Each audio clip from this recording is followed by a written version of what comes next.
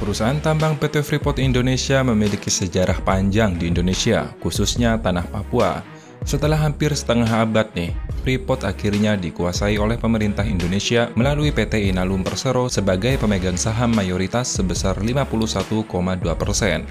Kisah awal Freeport, perusahaan asal Amerika Serikat, mengeruk emas dimulai dengan penandatanganan kontrak dengan pemerintah Indonesia pada saat itu pada tahun 1967.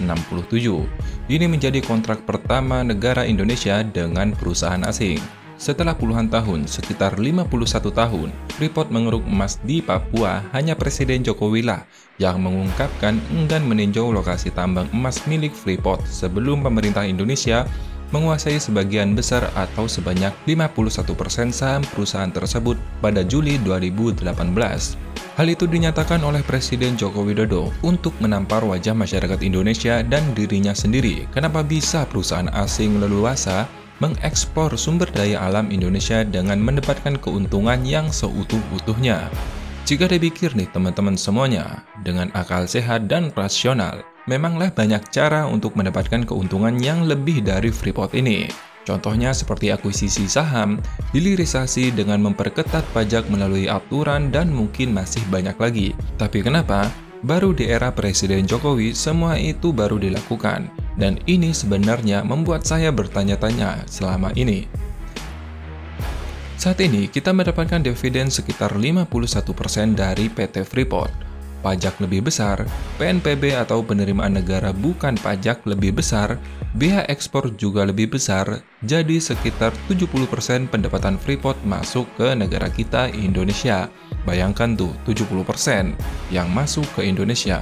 Kalau dulu bro, keuntungan yang diperoleh oleh Indonesia dari Freeport itu hanya dalam royalti pajak saja. Kalian tahu nggak besarannya berapa royalti pajak tersebut? Nih, gua kasih tahu nih. Berdasarkan kontrak karya antara Indonesia dan PT Freeport Indonesia, pada tahun 1991, Indonesia hanya menerima royalti pajak sebesar 1% saja. Hingga barulah terbit Peraturan Pemerintah Nomor 45 Tahun 2003 tentang Tarif Penerimaan Negara Bukan Pajak atau PNPB menetapkan royalti pajak sebesar 3,75% dari harga jual tonase. Itu artinya, selama 30 tahun lebih Indonesia hanya mendapatkan keuntungan royalti pajak sebesar 1% saja, dan 20 tahun hanya mendapatkan royalti pajak dari PNPB sebesar 3%. Ngehe nggak tuh kita selama ini bro? Maka dari itu dalam pidatonya di acara puncak ulang tahun ke-7 Partai Solidaritas Indonesia pada Rabu 22 Desember 2021, dirinya tak segan membeberkan sejumlah ancaman yang diterima saat memerintahkan mengambil saham Freeport tersebut. Presiden Jokowi bercerita mayoritas informasi yang diterimanya sangat menakutkan, seperti akan mengguncang Papua. Dia mengatakan selama 3 tahun proses pengambilan saham Freeport ini selalu maju mundur hingga akhirnya dirinya memerintahkan menteri untuk maju dan berujung ancaman Papua akan lepas dan Amerika Serikat akan murka. Dulu waktu kita mau ambil Freeport kembali, mayoritas informasi yang saya terima memang semuanya menakutkan. Nanti Papua akan guncang, Papua akan lepas, Amerika akan marah. Sampai 3 tahun kita kerja ini, dan menterinya maju mundur, maju saya gitu kan. Karena ini sudah 41 tahun Freeport itu. Ternyata ya nggak ada apa-apanya. Padahal kita beli juga nggak pakai uang. Kita pakai uangnya dia.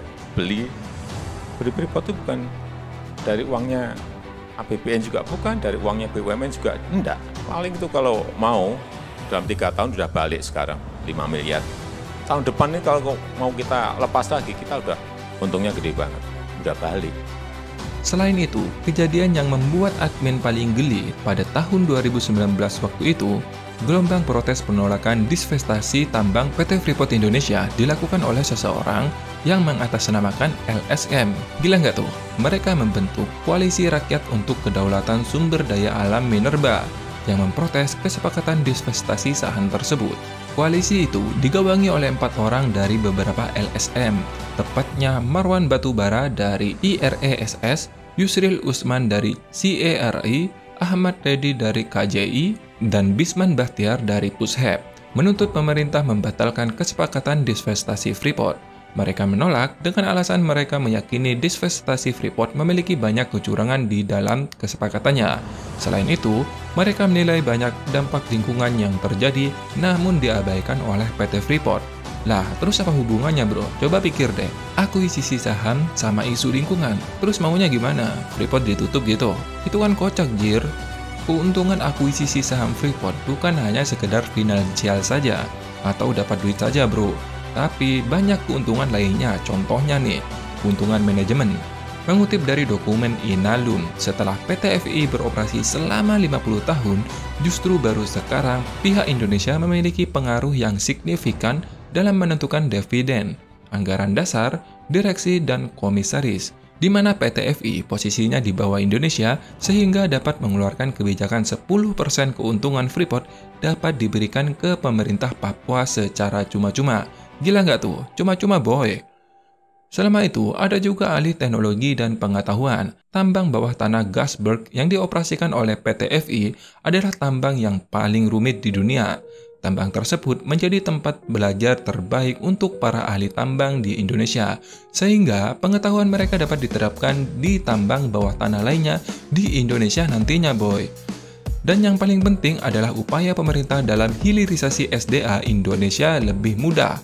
Dengan adanya akuisisi saham Freeport oleh Indonesia, maka Indonesia dapat dengan mudah mengeluarkan kebijakan untuk membangun smelter konsentrat seperti yang ada di KIK Gresik saat ini. Sudah mayoritas yang menentukan kita. Dulu suruh bikin smelter saja berpuluh-puluh tahun nggak geleng-geleng terus. Sekarang nggak bisa, kita udah 51% bikin smelter. Langsung nyatanya saya perintah di Gresik sudah langsung dimulai. Nah, yang terbaru nih, Indonesia akan mendapatkan porsi saham PT FI lagi nih sebesar 10%. Mengutip dari Detik Finance, Menteri Investasi atau Kepala Badan Koordinasi Penanaman Modal atau BKPM, Bapak Bahlil Lahadalia menyatakan, pemerintah berencana menambah kepemilikan saham di PT Freeport Indonesia sebesar 10% lagi. Hal itu seiring dengan rencana perpanjangan pengelolaan Freeport di Indonesia. Bahlil mengatakan kepemilikan saham pemerintah di Freeport saat ini mencapai 51% dan pendapatan perusahaan semakin baik. Dia berharap kepemilikan bisa bertambah menjadi 61%. Hal itu disampaikan dalam konferensi pers di kantornya pada Jumat 28 April 2023. Sayangnya nih, Bapak Bahlil belum mau bicara banyak karena hal ini masih dalam pembahasan dan akan segera diumumkan jika sudah matang. Dia mau penambahan saham itu dapat dilakukan dengan harga yang murah. Ingat bro, dapat dilakukan dengan harga yang murah. Dengan pernyataan ini admin penasaran nih langkah cerdik apa yang dilakukan oleh pemerintah kali ini. Kalian juga penasaran kan? Ya makanya bro, jangan lupa subscribe channel ini untuk mendapatkan informasi terbaru nih, oke? Dan sebagai informasi nih, biaya Republik Indonesia untuk mengakuisisi sekitar 41,87% saham Freeport-McMoRan atau FCX di PT Freeport Indonesia senilai 3,80 miliar US dollar pada tahun 2018 yang lalu diperkirakan akan balik modal pada 2024. Lebih cepat dari perkiraan awal yakni sekitar 2025, atau kasarnya nih balik modal sekitar 40%. Bayangkan tuh, cuma beberapa tahun saja sudah balik modal segitu bro, apalagi Freeport yang sudah 51 tahun lebih di Indonesia. Coba pikir deh. Terima kasih sudah menonton, semoga informasi ini bermanfaat. Sampai jumpa di video selanjutnya, bye-bye.